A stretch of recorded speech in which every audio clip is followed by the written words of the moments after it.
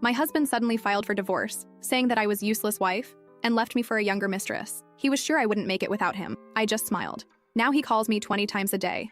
My husband James of 15 years handed me divorce papers yesterday, calling me a useless wife before telling me he's moving in with his mistress. He was so confident I'd fall apart without him. I'm still in shock, but I need to get this off my chest. I should have seen it coming.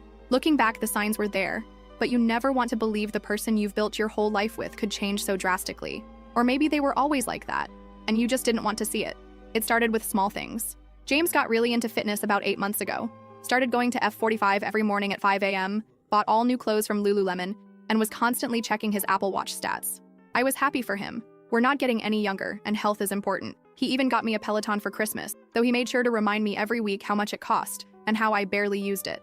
Then came the late nights at work, the weird texts he'd quickly hide when I walked by, the new cologne from Sephora that he got as a free sample. He started making comments about how I should put more effort into my appearance, suggesting I try those viral skincare products from TikTok or get Botox like everyone else. Mind you, I take care of myself just fine. I'm just not interested in dropping hundreds on La Mer creams or whatever's trending on Instagram. Yesterday I was folding laundry when I found a receipt from Tiffany & Co. in his pocket. We're not rich. We shop at Target and drive a 2018 Honda. A Tiffany receipt set off major alarm bells. When I checked our joint account, I nearly had a heart attack. There were multiple withdrawals to an account I didn't recognize, and our savings had been slowly draining over the past 6 months. I waited until he got home, receipt in hand. Instead of the usual excuses or gaslighting I expected, he just laughed. Actually laughed. Then he went to his home office, came back with an envelope, and tossed it on our coffee table. I was going to wait until the weekend, but since you're being nosy, here you go, he said, smirking like he just won something. My lawyer says it's a generous offer, considering you've contributed basically nothing to this marriage. I sat there, staring at the divorce papers, while he continued talking about how his new girlfriend Aurora actually takes care of herself and has ambition. Apparently, she's some fitness influencer he met at F45. She has 50K followers on Instagram and is going places. Meanwhile, I'm just the wife who supported him through his early career, handled all our housework, and put my own ambitions on hold because he said his job should come first. The worst part? He's been planning this for months. He already has an apartment with her in one of those luxury complexes downtown. The Tiffany receipt? A promise ring. He actually used our joint savings to buy his mistress jewelry. Let's be realistic, he said. You can barely work the Netflix app without my help. You'll be calling me within a week, begging to work things out. I'm actually doing you a favor, teaching you to finally grow up. I didn't cry. I didn't scream. I just sat there, watching him pack his suitcase with all his expensive new clothes. He took his iPad, his gaming console, and even the good coffee maker. Left me with the cheap. After he left, I opened my laptop and started going through our accounts. Found out he's been moving money around since January. Discovered credit card statements for restaurants and hotels I never knew about. Even found a Venmo history that made me sick to my stomach. I called my sister Vivian and she came right over. We stayed up all night, going through papers and making lists. This morning, I called in sick to work and made an appointment with a divorce attorney. I also froze our joint credit cards. Something I learned was possible from a random TikTok video, ironically. It's been 24 hours. My phone shows 23 missed calls from him. The first voicemail was angry. The second was threatening. By the 10th, he was practically begging me to talk about this rationally. First update. Thank you everyone for the support on my last post. Still trying to process everything, but some things have happened that I need to get off my chest. I've spent the last week staying at my sister Vivian's place. Been sleeping on her couch, actually. She has a kid and the guest room is full of toys. Not complaining, though. Beats being alone in that house right now. The first reality check hit when I tried to order something on Amazon. My card got declined for a $30 purchase. Called the bank, and that's when things started unraveling. Turns out James had been moving money around. Not huge amounts that would have caught my attention, but steady transfers of $200, $300 every couple weeks. Always labeled things like car maintenance or home repairs, real basic stuff that I wouldn't question. Looking at it now, I feel kind of stupid. We've had separate accounts since we got married. His idea said it was more practical, but I trusted him with the joint savings. That's where most of my paychecks went. Building our future, he called it. Yeah, right. Found out he's been taking Aurora to all these fancy places. Not super expensive, but definitely more than we usually spend. Like that new fusion restaurant downtown where appetizers are $15 each. Meanwhile, he'd complain when I'd spend $50 at Target on household stuff we actually needed. The weird part? When I was going through our papers, amazing how much stuff you accumulate in 15 years, I found receipts from places I've never been to. Small things, coffee shops near her apartment, movie tickets from dates I wasn't on. He wasn't even trying to hide them well, just stuck them in a drawer with all our other paperwork. Vivian's been helping me sort through everything. She works at a bank, so she knows what to look for. Classic financial abuse, she called it, though that term feels too dramatic for what happened to me. I just feel dumb. Like I should have noticed sooner. The most bizarre thing happened yesterday at Walmart. Was getting some basic stuff. Toothpaste, shampoo, you know. Ran into James's cousin Mateo. Instead of being awkward, he actually helped me pick out a cheap printer for scanning documents. Told me James had done similar stuff to his high school girlfriend. Would have been nice to know that 15 years ago. But whatever. James keeps calling. Not as much as before. Down to maybe 5 to 6 times a day now. The messages switched from angry to weirdly concerned. Just worried about you handling the bills, he texted yesterday. As if I haven't been paying my own phone bill this whole time. Aurora sent me a message on Facebook. Nothing dramatic. Just a, we should talk sometime. Left her on read. What's there to talk about? She knew he was married. She's not some innocent victim here. I met with a divorce attorney yesterday. Nothing fancy. Found her through a women's support group on Facebook. She seemed concerned about some of the financial stuff, especially when I showed her how he'd been moving money around. Said we need to act fast to prevent him from hiding more assets. The biggest shock came when I finally logged into our old shared email account. Found confirmation emails for a credit card I didn't know about. Not some high-limit card or anything, just a basic Capital One card with a $3,000 limit. But he'd been using it for months, mostly at restaurants and gas stations near her place. Had to laugh when I saw charges from Planet Fitness on there. He'd been telling me he was going to that expensive F45 gym, probably to impress her. Guess the fitness influencer girlfriend wasn't bringing in as much money as he pretended. Today I opened my own bank account, just a basic checking account at Chase. The lady at the bank was super helpful, showed me how to use their app and everything. It's not rocket science despite what James always said. Oh, and I finally figured out why he always insisted on handling the Netflix account. Found out he had a separate profile set up that he'd watch with her. Real classy, James. Edit 1. Thanks for all the advice about freezing credit. Already done. Turns out it's pretty simple. Edit 2. Yes, I'm documenting everything. Have a folder on my phone full of screenshots. Edit 3. For everyone asking, no, I haven't responded to either of them. Lawyer says to keep it that way. Edit 4. Some of you are suggesting I expose Aurora on social media. Not interested in drama, just want to get through this with my dignity intact. Second update. Quick update because this week has been wild. Remember how James was so sure I'd fall apart without him? Well, karma had other plans. It started when I finally landed a job at a local company. Nothing fancy. Basic customer service stuff, 16-hour. But here's the thing. The office is in the same building as one of James's biggest clients. You know, the ones he's always trying to impress. I didn't plan this, just saw the job on Indeed and applied. First day at work, guess who I run into in the elevator? James wearing his important meeting suit, the one he maxed out our Nordstrom card for, with Aurora trailing behind him like a lost puppy. His face when he saw me in work clothes, carrying my new laptop bag, priceless. Aurora just stood there awkwardly, probably wondering why her successful boyfriend suddenly looked like he'd seen a ghost. But here's where it gets good. Remember how James always handled our finances because I was too scattered to understand them? Turns out my new manager Matthew actually likes how detail-oriented I am. Asked me to help organize some spreadsheets for the office. While I was learning Excel, thanks YouTube tutorials, I started applying those same skills to organizing all the evidence of James's financial shenanigans. The best part? I didn't have to do anything dramatic. Just handed over my neatly organized folders of bank statements, credit card bills, and screenshots to my divorce attorney. She actually smiled when she saw how thorough I'd been. This is perfect, she said. We won't even need to hire a forensic accountant. James found out about this during our first mediation meeting. He showed up all confident, probably expecting me to be a mess. Instead, he walked into a room where I had printed copies of every shady transaction he'd made in the last year, including the charges from hotels near Aurora's apartment that he claimed were business meetings. His face when the mediator started going through the evidence?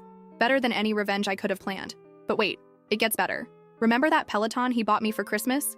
The one he said I never used? I finally logged into the account last week. Guess what I found? Workout history showing him and Aurora using it together, at our house, on days when I was visiting my sister. Yeah, in our house. I mentioned this casually during mediation, just slid the printed activity log across the table. James actually stuttered trying to explain that one. The real karma hit when Aurora finally realized James isn't as wealthy as he pretended to be. Apparently she found out he's still paying off that Tiffany promise ring, which by the way wasn't even from the actual Tiffany store. Found the receipt? It's from one of those look-alike websites. How do I know this? Well, Aurora did something interesting. She messaged me on Instagram, but instead of the usual, we need to talk drama, she sent screenshots. Lots of screenshots. Messages where James promised to buy her a car. With what money, dude? Conversations about moving into a luxury apartment that he definitely can't afford. Even some choice comments about me that, well, let's just say they're going to be interesting additions to our divorce proceedings. I thought you should see who he really is, she wrote. I'm done being part of his lies. I didn't respond, just forwarded everything to my attorney. Professional revenge is so much better than drama. The cherry on top? James's mom called me yesterday. Turns out she's been watching this whole thing unfold in our small town's gossip circle. She apologized for enabling his behavior all these years, and then dropped a bombshell. James got fired from his job. Not because of me. Apparently, he'd been inflating his expense reports for months. All those fancy dates with Aurora, he was charging them to his company card. I'm not going to lie. Part of me wanted to post all this on Facebook, share the screenshots, make him feel as humiliated as I did when he called me useless. But you know what? I didn't have to. He's doing a perfect job of destroying his own reputation all by himself. Instead, I focused on making my new little studio apartment feel like home. Bought some plants from Home Depot. They're still alive. Figured out how to mount a TV by myself. YouTube is amazing. And even started learning to cook properly. Turns out I'm not actually hopeless in the kitchen, like James always said. The best revenge? When he created yet another new Instagram account to message me, I didn't even feel angry. Just marked it as spam and went back to watching my YouTube cooking tutorial. Third update. Remember how I mentioned James got fired for expense report fraud? That was just the beginning. It started last Tuesday when I was getting coffee at Starbucks before work. I overheard two guys at the next table talking about someone who got caught charging personal expenses to company accounts. Didn't think much of it until I heard James's name. Turns out he hadn't just been charging those dates with Aurora to his company card, he'd been running this scheme at his last 3 jobs. How do I know? Because Aurora, of all people, started talking. And not just to me, to everyone. See, after James got fired, he couldn't keep up with all the promises he'd made to her. No more fancy dinners at Cheesecake Factory, no more shopping sprees at Lululemon, no more weekend trips to nearby cities. The final straw? He couldn't make the payments on that fake Tiffany ring. Yes, still can't believe he bought a knockoff. Aurora didn't just get mad, she got methodical. Remember all those expense reports James was faking? She had photos. Lots of photos. Apparently, he used to brag to her about how clever he was, showing her all his tricks for gaming the system. She'd saved everything in her Google Photos, thinking it was impressive that her boyfriend was so smart with money. Last week, she made a TikTok. Nothing dramatic. Just a story time about dating a guy who turned out to be a fraud. Didn't use names, but included glimpses of those receipts. The video went viral in our local circle. James's old coworkers recognized the expense report format. Meanwhile, I had my own little victory. Remember that joint Amazon account he kept trying to get back into? I found out he'd been using it to buy gifts for Aurora while we were still together, so I did something petty, but satisfying. I returned everything that was still within the return window. The money went back to my card since I was the original purchaser. The best part? He didn't even notice until Amazon sent him those rate your purchase emails.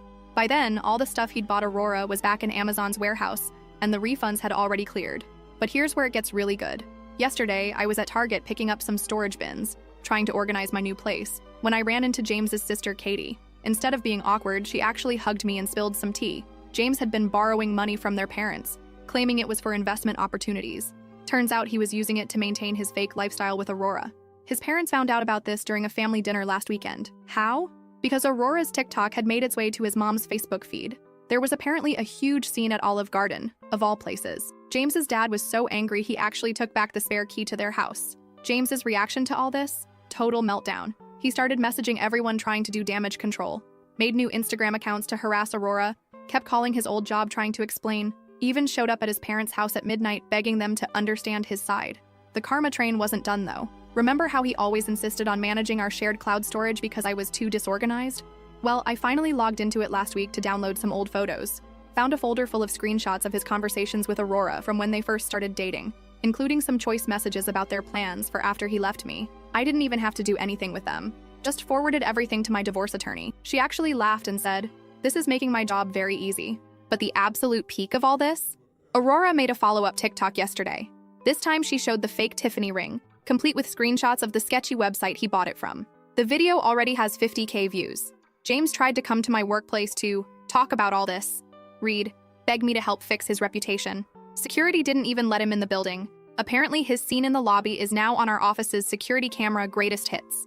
I did something kind of petty yesterday. Changed all our streaming passwords one by one while watching his Ring camera notifications blow up as he tried to access each account. Netflix, Hulu, HBO Max, even his precious ESPN+.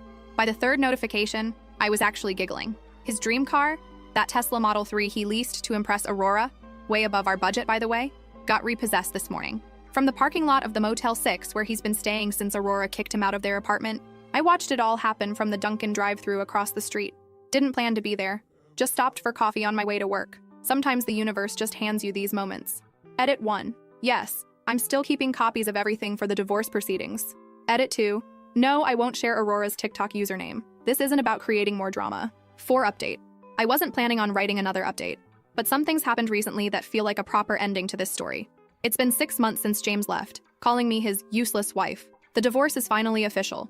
No dramatic courtroom showdown, just paperwork and lawyers in a bland office. James looked rough, wearing the same Nordstrom dress shirt he used to brag about, but now it's wrinkled and a bit tight. Seems like his fitness influencer lifestyle with Aurora didn't last. Here's where it gets interesting. Remember all those expense reports he was faking? His company didn't press charges or anything dramatic. They just did the corporate equivalent of a shrug, withheld his last paycheck and bonuses, blacklisted him from future employment, and moved on. Turns out big companies don't like public drama any more than necessary. Aurora left him last month, not with a bang or viral TikTok. She just moved back to her parents' place in the suburbs. Apparently, life gets less exciting when your boyfriend can't afford Cheesecake Factory dates anymore. She tried messaging me on Instagram to explain her side, but I just left her on red. Some things don't need closure. James is now renting a room in a shared house across town. His Tesla got repossessed. No surprise there. And he's driving a beat-up Honda. The same kind of car he used to mock me for wanting to buy because it was too basic. I'm still at my customer service job, but got a small raise, $5 per hour. Not life-changing, but it's something. Learned how to do my own taxes through TurboTax. Turns out it's not the complicated mystery James always made it out to be. Had an awkward but revealing run-in with his mom at Target last week. She was buying storage bins in the same aisle as me. Instead of avoiding each other, we actually talked. She told me James tried to borrow money from them, but they refused. He needs to grow up, she said. Then helped me pick out some cheap but nice-looking throw pillows for my studio apartment. The apartment's finally feeling like home. Got some plants from Home Depot. 2 out of 3 are still alive. Learned to cook basic meals through HelloFresh, and started going to Planet Fitness on weekends. Nothing fancy, just normal life stuff. James still tries to contact me through new Instagram accounts, usually when he's been drinking. Mostly stuff like, "You'll regret this," or "You can't make it without me." I just block and delete. The funny part? Found his old password list in our shared Google Drive. Yes, he kept it in a document literally named passwords. Didn't do anything with it. Just forwarded it to his sister Katie so she could tell him to change everything. Met a guy named Matthew at work. Nothing serious. We just have lunch in the break room sometimes. He's also recently divorced and gets why I'm not ready for anything real. But here's the real kicker. Last week, while getting coffee at Dunkin', I overheard some guys from James's old office talking. Turns out he's been calling and emailing trying to get his job back. Even showed up in the lobby once. They didn't even bother calling security. Just let him stand there until he got tired and left. His new life isn't exactly what he planned. No more fancy gym membership. He works out at the same Planet Fitness as me now. We awkwardly avoided each other in the parking lot once. Aurora's back on dating apps. His important business contacts don't return his calls. Meanwhile, I'm doing all the things he said I couldn't. Paying bills, fixing minor house problems, managing my own budget. Nothing extraordinary, just regular adult stuff that he convinced me was beyond my capabilities. Found our old wedding photos while cleaning last weekend. That girl in the photos, trying so hard to be what he wanted, I barely recognize her now. The most satisfying moment wasn't some big revenge scene. It was yesterday, at the bank, depositing my paycheck. Yes, I still like doing it in person. The teller was the same one who helped me open my own account 6 months ago, when I was shaking and scared. She smiled and said, "You look happier." And you know what? I am.